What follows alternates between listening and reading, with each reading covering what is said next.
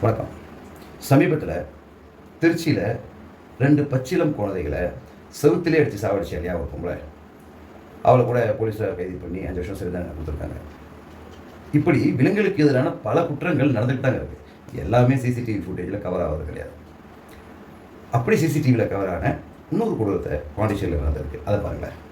புதுச்சேரி மாநிலம் காலாப்பட்டு காவல் நிலையத்துக்கு உட்பட்ட கனகச்செட்டிக்குளம் என்ற மீனவ கிராமத்தில் இந்த பொம்பளை தொடர்ந்து அந்த பகுதியில் இருக்கிற நாய்க்கு குட்டியை அடிக்கிறதும், கல்லால் அடித்தது காலை உடைக்கிறதும், சின்ன சின்ன குட்டி கூட பார்க்காம அது மேலே சுடு தண்ணி ஊற்றுறதும், கொல்றதும் ஒரு எவ்வளோ கொடூரமான மனநிலை. எனக்கு ஒன்று புரியலைங்க.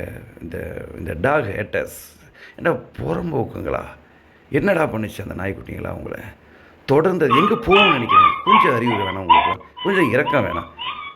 இந்த லட்சத்தில் போலீஸ் ஸ்டேஷன் போனால் ஒரு போலீஸ்காரன் சொல்கிறான் மனுஷ உயிர் தான் வசதியான், அதுக்கு அடுத்தது தான் நாய்கள் ஆகும். ஏடா அசிங்கமாக இல்லைடா உங்களுக்குலாம்? இப்படி தொடர்ந்து அந்த நாய்க்குட்டிகளை அடித்து எங்கடா போகும்? விருப்பப்பட்ட இந்த பூமியில் பிறந்துச்சு.